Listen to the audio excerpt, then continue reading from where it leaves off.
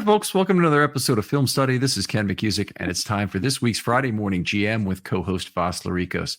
Voss, how you doing? Very well, Ken. Very well. I thought last week 5 win, although the defense sprung some leaks, was perhaps one of the most encouraging regular season games I've seen from the Ravens. To see them be able to come from behind through the air in the fourth quarter, 42 pass attempts for 348 yards, 8.3 yards per play versus 34 rushes for 175 at 5.1. I think that bodes really well for the future. It gives me some encouragement that they are going to be able to overcome the negative game scripts that have bounced them out of the playoffs. That is, by the way, remarkable balance for a negative game script. For a game where you trail most of the second half and you still end up with 42 passes or actually I guess there's 43 pass plays, including the sack, and 34 runs, that's fantastic. So yes. Very nice indeed. I think we got to start at the top here, though.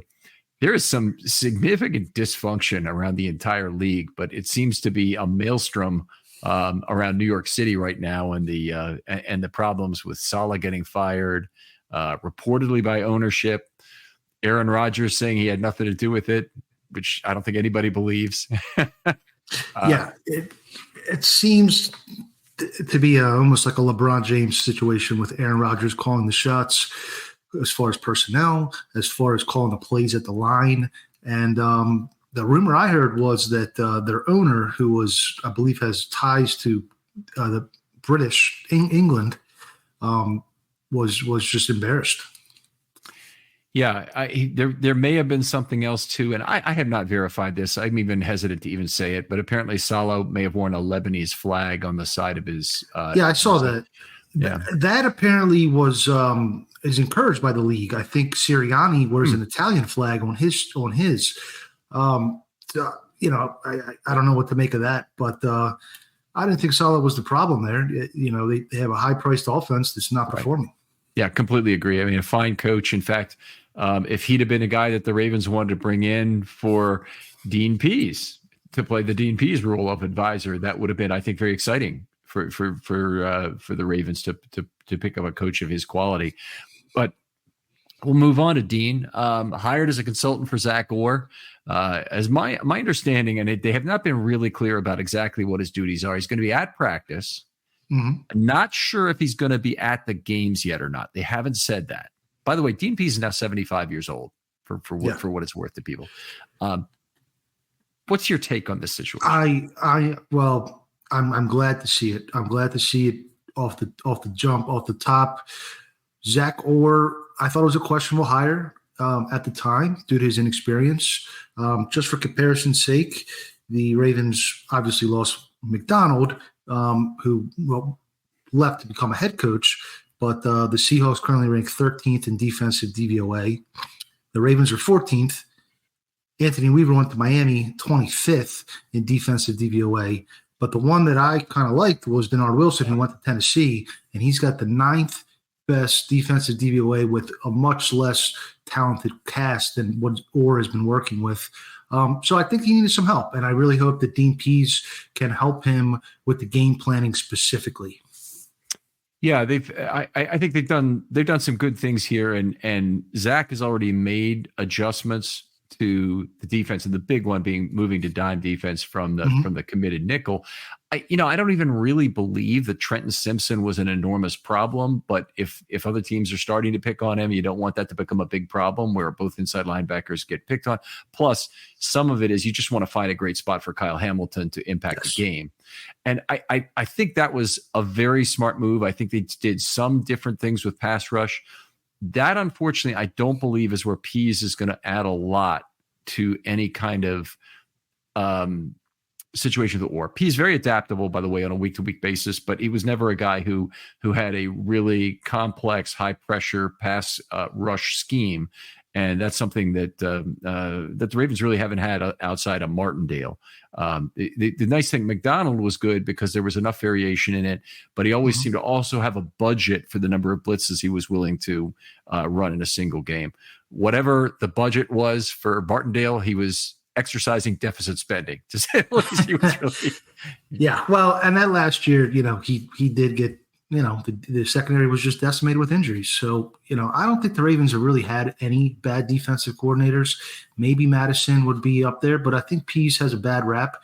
It was time to move on at the time, but, he was defensive coordinator from 2012 to 17. Then he went to Tennessee for 2018 and 19, and he still had it. He came up with that game plan that limited the 2019 Ravens juggernaut to what? Those 13 points at home.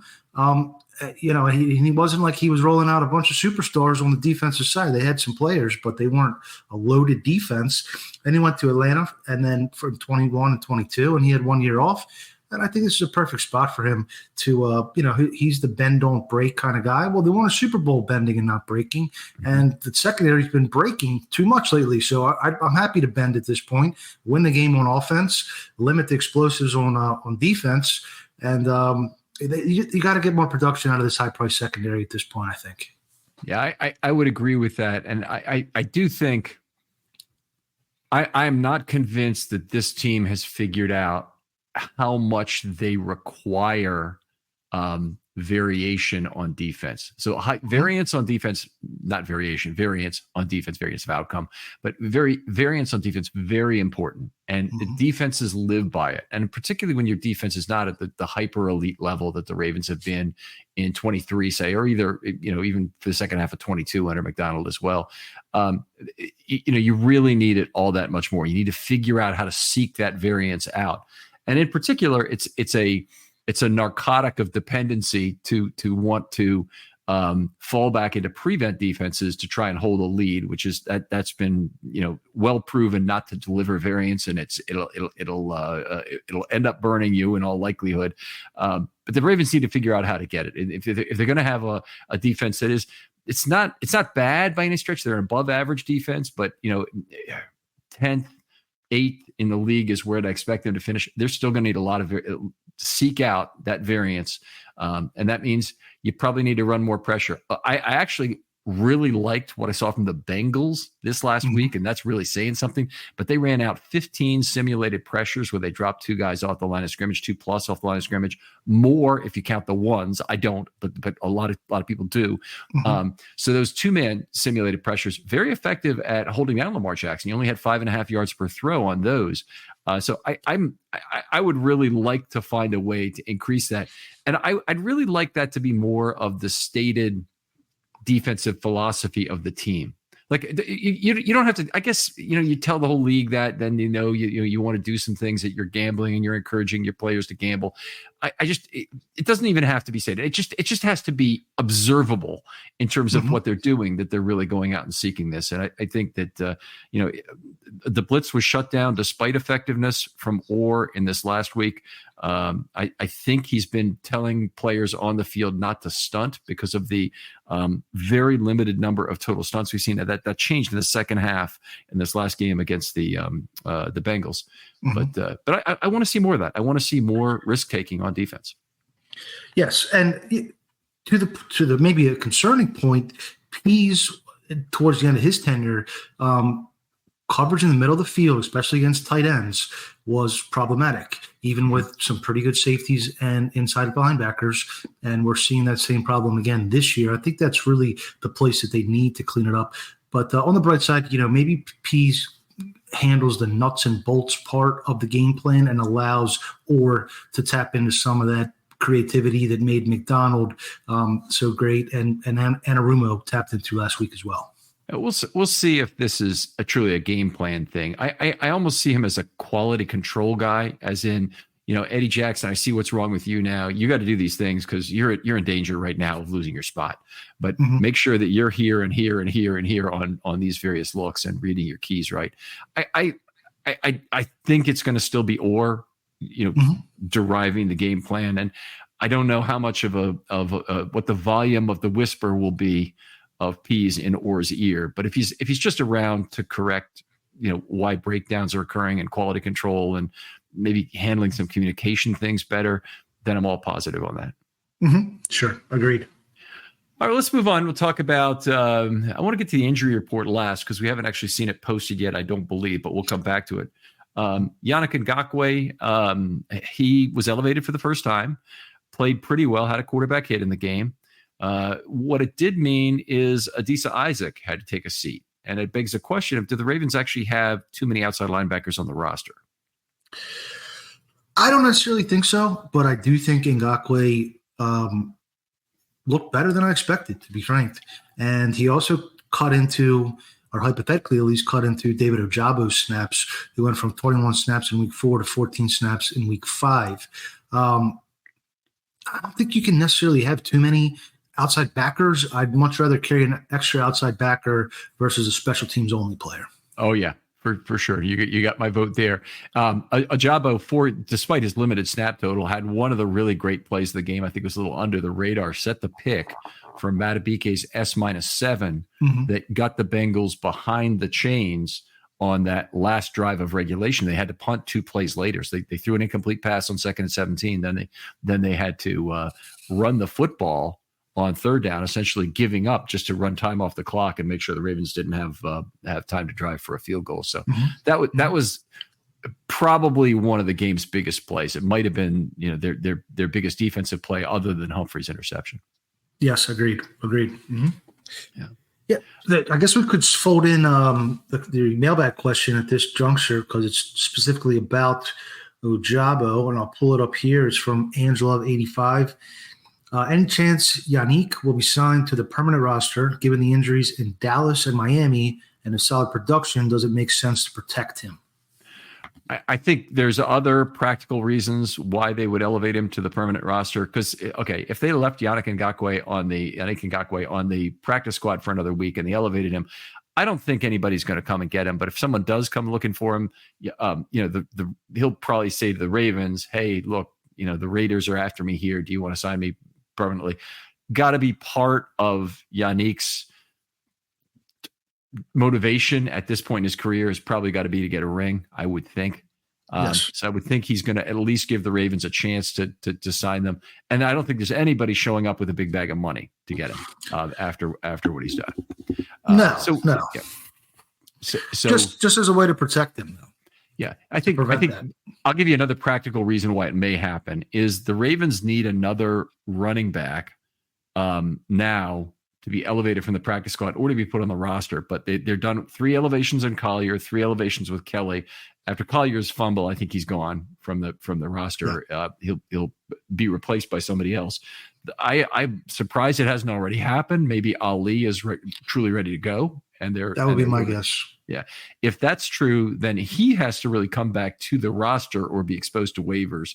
So that leaves Yannick as one of 2 elevations, along with potentially a 5th defensive lineman this week with Broderick Washington on the injury report now. Right. Wormley, most likely Wormley, I would imagine.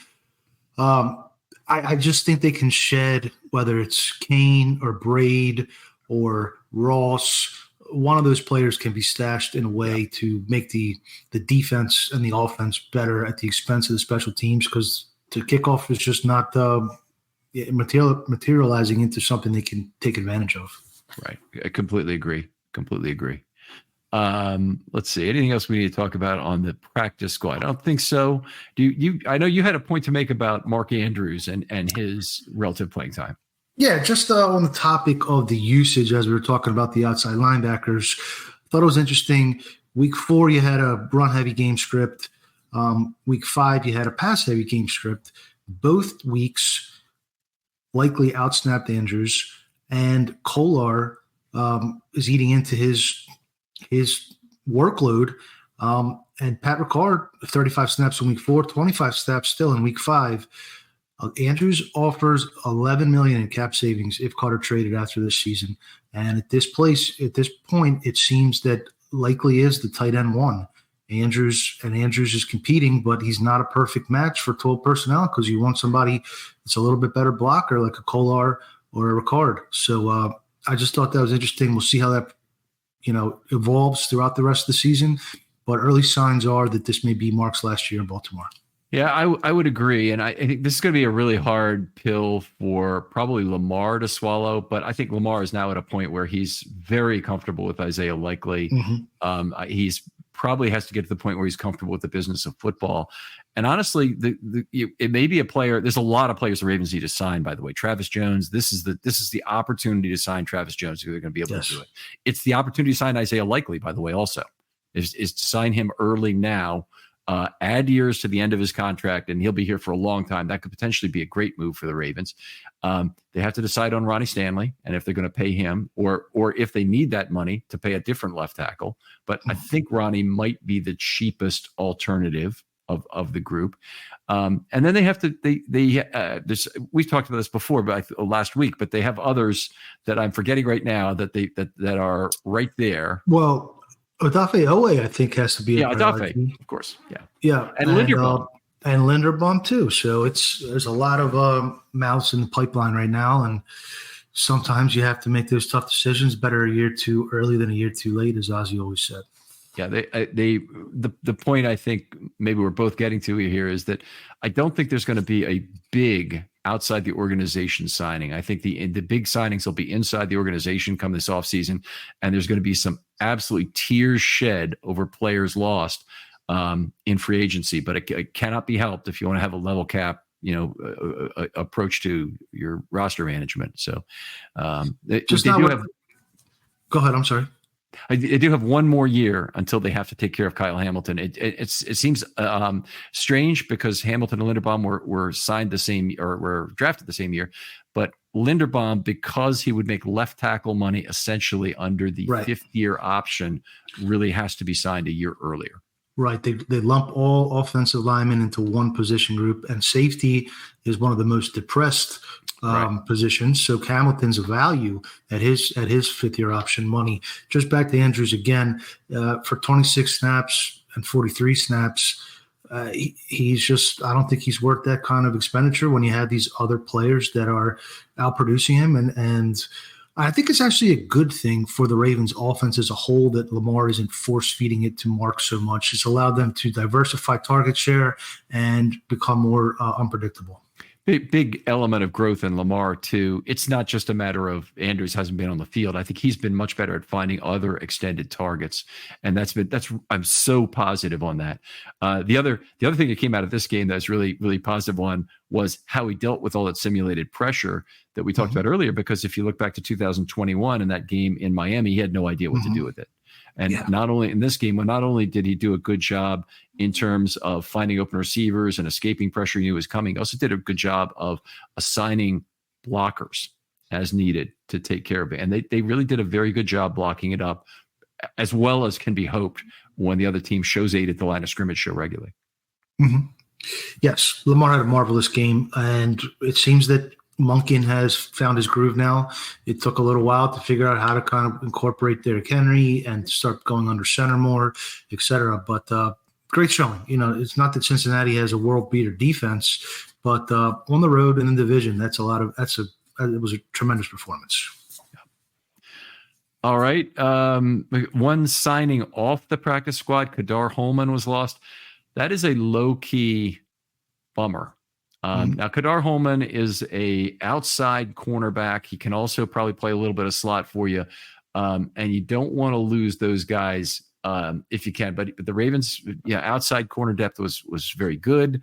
And it really is not a complete shock that he'd be gone. He's not a young guy. He's been in the league, I think, for 5 or 6 years now, and out of Toledo. But we came into the league as a well thought of prospect with extremely good speed at 4.39, and it's just a shame that he's gone. Now, hopefully, also coupled with bad news with JAD going to IR. It hurts just that much more because they really are short. They're closer to having TJ Tampa on the field. But it could be less of an issue if Mollett returns, because it will give them a little more flexibility to have Humphrey play on the outside more, say, than they otherwise would. Right. I guess it remains to be seen if JAD can return, because I believe it was a concussion. So that wouldn't necessarily be considered a season-ending injury. Maybe they just needed the roster space. I'm not so sorry to see Holman go, because I don't know how much he really was a key contributor or potential contributor on defense. You do want to see Tampa get some reps here. But, he was on the practice squad. Texas signed him to their active roster. They're 53. You can't keep him at that point. I guess in a corresponding move, Pepe Williams was brought back to also, I guess, bolster that organizational depth at the cornerback position. I don't see much room at nickel, but if Mollett, who apparently still wasn't practicing today on Thursday, if he suffers a setback or something, it's nice to have somebody that knows the system on the P squad. Yeah, and knows how to play special teams, which is probably what they brought him in for. They elevated Holman, I think, 3 times for special teams usage only. So he's kind of a lesser version of Holman. The reason I say that is probably every bit as good as special teams player, or pretty close anyway, such as much as special teams matters. But he's really only a slot guy. He's not an outside corner. So that's the little bit of loss there. And Bump Cooper, I believe, is still on the practice squad as well. Yeah, he could be lost. Verify that. Yes, it looks like he is still with the team. So in the event of Armageddon at the cornerback position, maybe you could rely on him as well. Yeah, because I thought he outplayed Pepe in the preseason. Completely agree. Yeah, but the guys you want to use your PS. Okay, it doesn't mean necessarily they would want to use a PS activation on. Attention sports fans, do you love winning? Of course you do. That's why you need to check out Prize Picks, America's #1 daily fantasy sports app with over 5 million members. And it's super easy. Just pick more or less on 2 to 6 players, stat projections, sit back and watch the winnings roll in.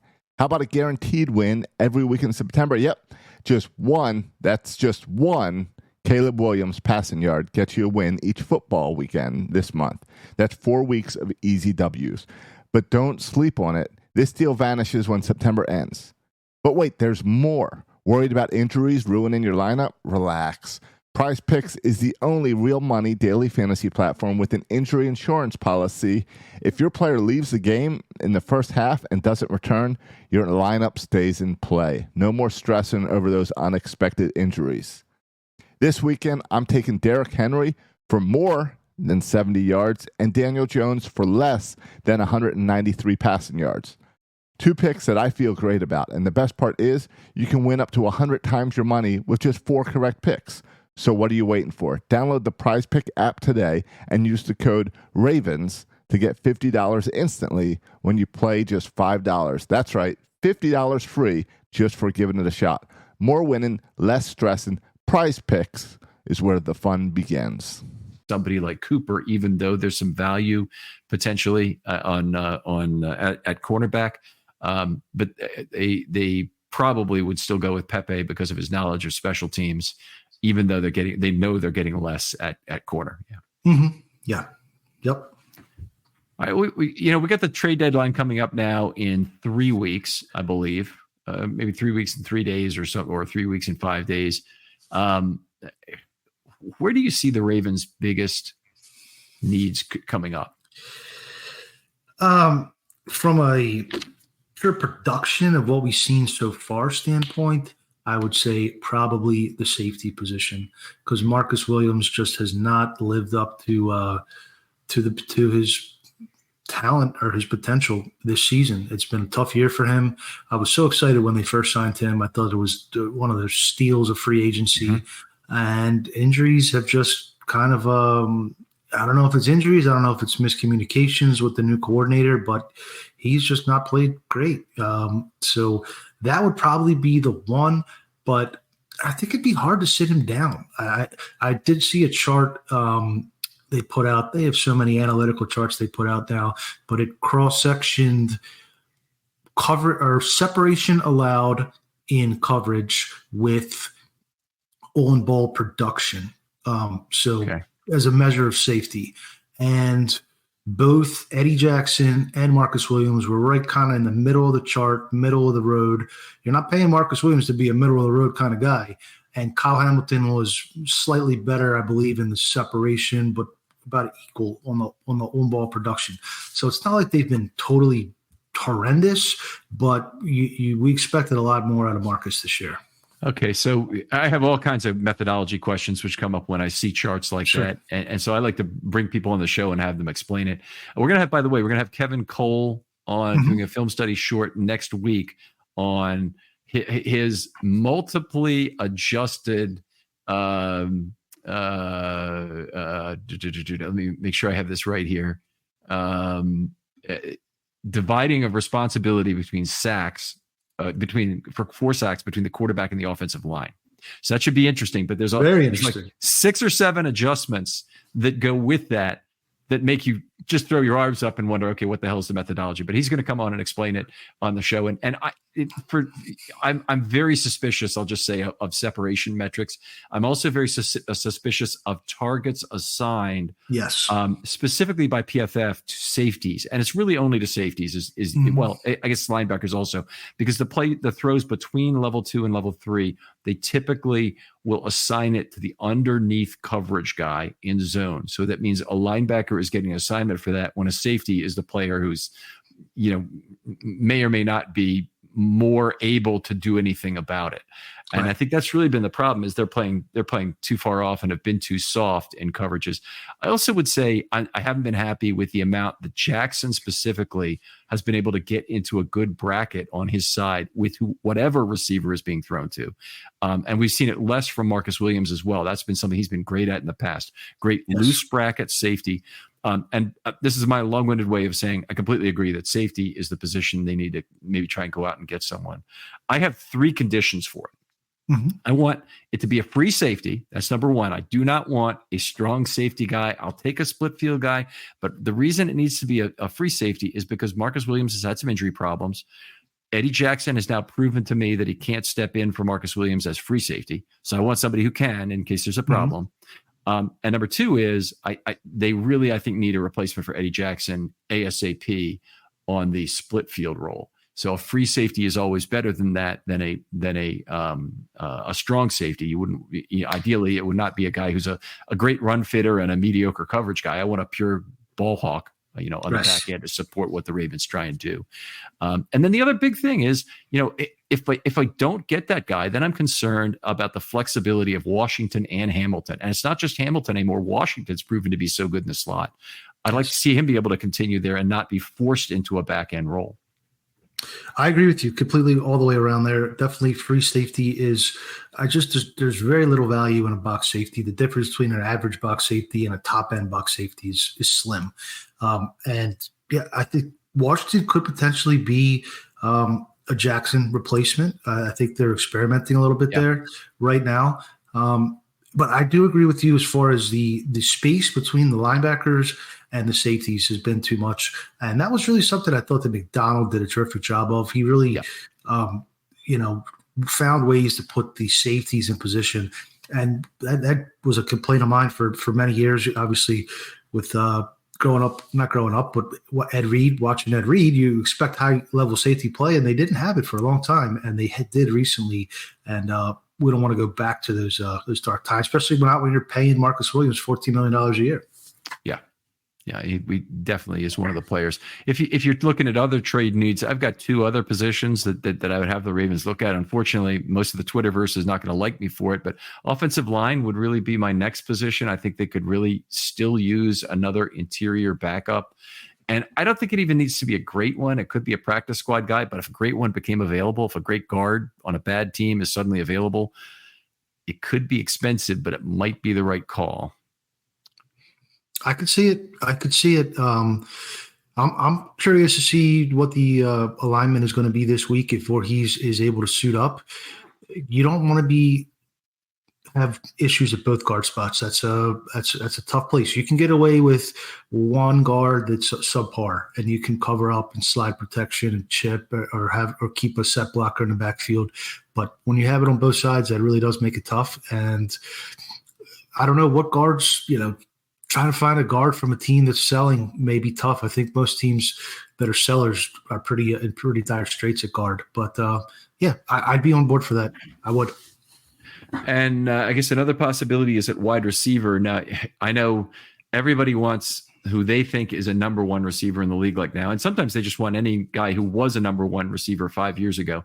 I don't want that. The guy I want is a gadget player who will take the workload off that specific component of workload off Zay Flowers' plate and allow him to run more routes down the field. Right now, I hoped Deontay Hardy could be that guy. That has not been the case so far. He hasn't been a guy who's contributed anything at all to the offense, 5 or 6 snaps the whole year at this point.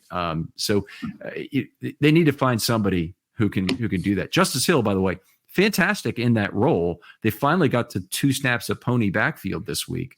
Mm-hmm. But I also think when you've only got 2 running backs, I think it's too much to ask for Hill to take a gadget role, a full-time, a halftime running back role, and become a much more touch guy, in addition to being a guy who's used 16 times as a pass blocker in this last game. Yeah, he's wearing a lot of hats lately, and he earned that contract extension. Hopefully, in an ideal world, Keaton Mitchell, fingers crossed, is that player in the second half of the season. I would probably put receiver above. Well, I could go either way, but receiver certainly in my top 3. I think I mentioned it last week or the week before when we touched on this. I'm looking for a different skill set. I'm looking for a burner. I'm looking for a vertical player. You see one player, Rashid Shaheed from the New Orleans Saints, is the sort of guy that I think can help keep defenses honest, keep safeties honest in the postseason. And I think that dovetails into Jim Zitko's mailbag question. Is the Ravens' early offensive success number 1 in DVOA, yards per play, et cetera, with high usage of heavy personnel, 12, et cetera, fool's gold? When the going gets tough in the playoffs, will we discover that they don't have enough speed on the field versus the Chiefs? And he hashtag free Tez Walker is how he ends that. Well, that's the key player I wanted to bring. That's where I was going to go to. If you're not going to start ramping Walker up, I think you do need to get a burner on the and Hardy is what he is. If you got a cut bait with him, it is what it is. Yeah. I don't think that they're tied to that. Of course, the fact that Tylan Wallace didn't make the fair catch appropriately in this last game, and it really cost them, is something that they're not happy about. They probably will want to have Hardy back there on kickoffs too. But yeah, I would agree. I think if there's a actual viable guy you want to use on offense, you go ahead and do it. Nelson Aguilar, by the way, also has had not a particularly great year so far. Agreed. So he's a guy whose role could be reduced, who could even be inactive for some games at some point if this kind of rate were to continue. So he did. It's hard because his stats don't look terrible because he did have that one long 56-yard play, but he's 1 for 4 this week, and he's had a lot more trouble both being on the field and in terms of yards per route run this year. Agreed. Yeah, he's not an ideal wide receiver 3. I thought that all off season. He's a wide receiver 4, and hopefully Tez can, starts practicing better and get some experience, because there's a decent chance you're going to need him at some point. And if not him, somebody with that long speed skill set. Yeah, I agree. All right. We had one more question, did we not? Yeah, 2 more actually. We caught one while we were streaming here. This is from Brett Hammonds. Bengals question: they seem so much better with Burrow, Chase, and Higgins all healthy. Does their offensive success this year make them go all in to keep those 3 together? Or does the lack of team success make them let Higgins go to get defensive depth? I'll tell you what I'm reading from the Bengals boards. They definitely want to have Chase back, and they understand the need to pay Burrow.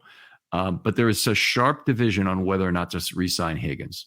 And he's the question mark. It's a lot of money. He's probably a $20 to $25 million a year receiver. Yep. You're going to end up paying, and that's a 2-star defensive players you can have for that same price.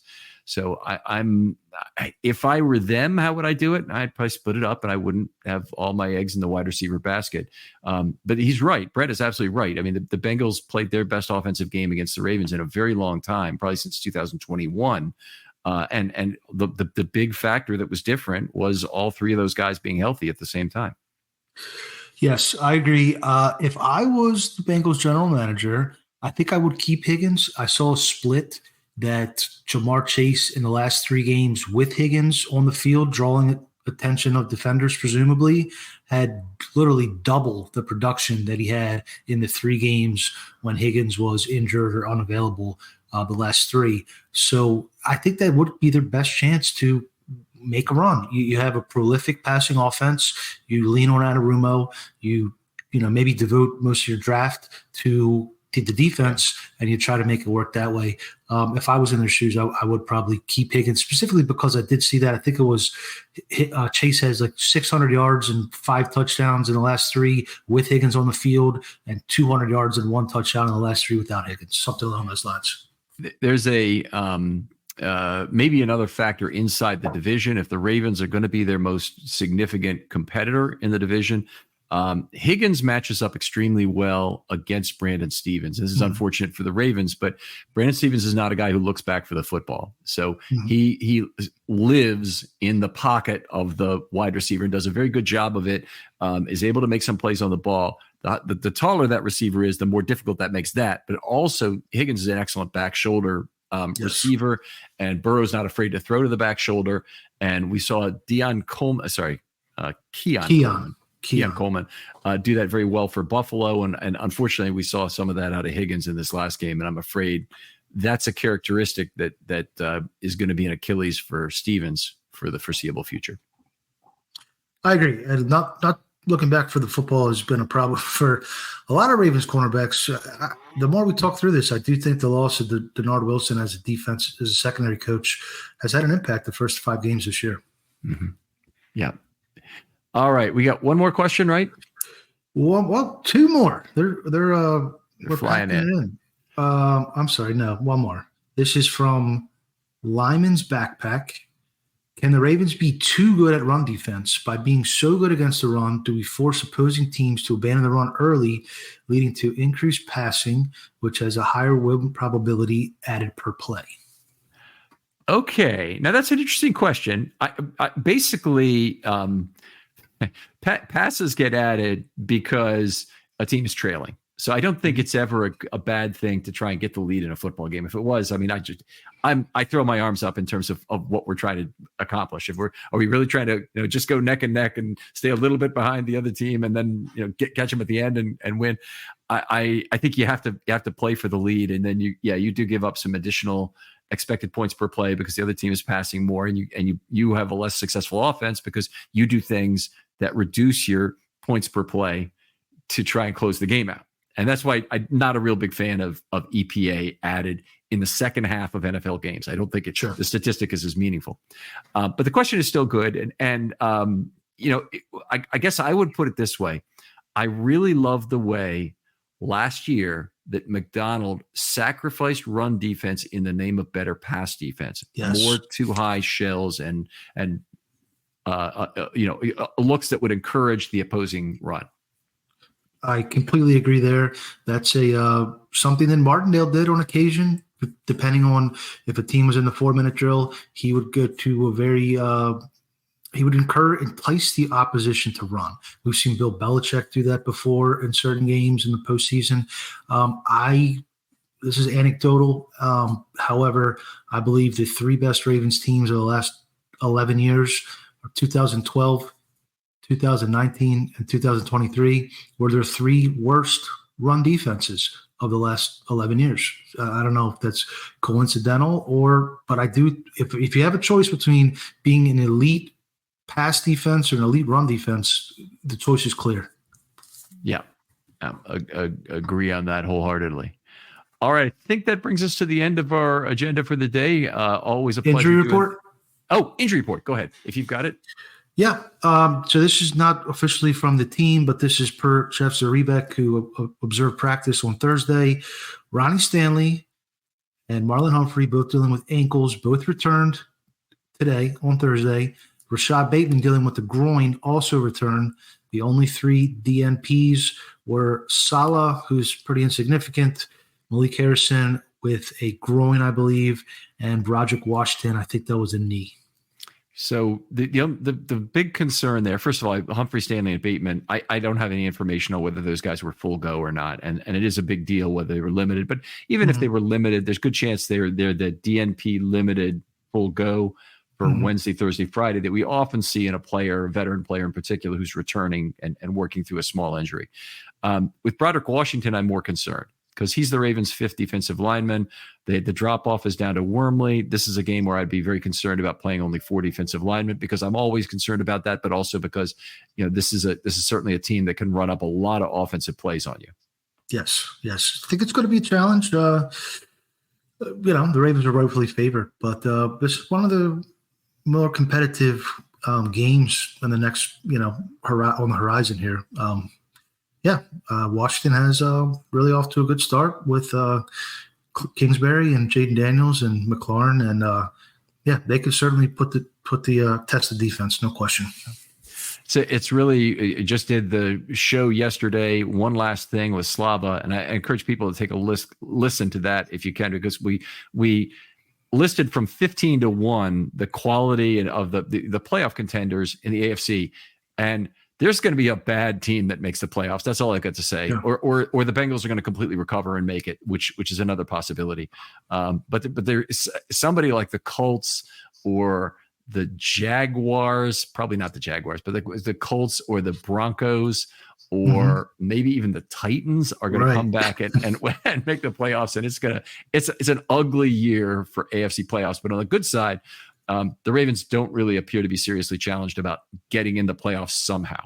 They might not win the division, but they'll almost certainly make the playoffs. It's a down year, I think, pretty much across the league. Who are the dominant teams? Minnesota's the dominant team, or Kansas City squeaking by week after week. I know they looked a little better on Monday, but I think the Ravens even though they may not be as good as the 2023 Ravens, perhaps the rest of the league is also not as good as they were last year. And I think their chances are, after 5 weeks, I'm pretty optimistic about their chances. Yeah, me too. I did see that Patrick Mahomes is still a favorite to win the MVP award right now, and by a significant margin. Like he's plus 230, and Lamar is plus 600 or 650, and it's not Burrow. Who's the other one who's in that? Josh Allen. Stroud. I think Stroud. Stroud. But Josh Allen is close too. Anyway, all those guys. I think I might take any of the 4 over Mahomes. But the price I really want is the not Mahomes number right now. I mean, he's got 6 touchdowns, 6 interceptions, and an 88 passer rating. Yeah, he's struggling. Yeah. And his weapons are coming back anytime soon. So, it might be Stroud's turn. I think they don't want to give it to Lamar 2 years in a row. That's why this number is not what it should be. But if he keeps playing like this, they're not going to have a choice. Yeah, I agree. All right, always a pleasure to talk football with you, Vas. Tell folks where they can find your material or talk football with you online. Yeah, I am at Vasilis Fiamata, Vasilis Fiamata on Twitter. Obviously do this Friday morning GM show with Ken every week, and also have another podcast called The Ravens Way that I do with Yuri, but Yuri's currently in training for the Space Force. So we're trying to do once a month at this point. We'll see how it goes. We're both going through some significant changes and busy, but always like talking Ravens football. Thank you for the opportunity, Ken. A pleasure. Any new news on the restaurant opening date or anything like that? We don't quite have a date yet, but we passed the final inspection today. So we are got through another hurdle. So we're getting closer every day. All right. Looking forward to it. Other folks out there, if you'd like to be on a Film Study Short, hit me up. DMs are always open on Twitter. Had some great stuff recently come through. If you're just a fan of the show, we ask you like and subscribe if you're on YouTube, and just pass the word of mouth on. That's all I can ask in terms of finding somebody else who might enjoy this sort of content. I really appreciate having this discussion with Vas. I know there's been a lot of outpouring of support for this show in particular among the ones that I do, in terms of it being a fun one to listen to. For Vas Lorikos, this is Ken McKusick saying goodbye, and we'll talk to you next week on Friday Morning GM.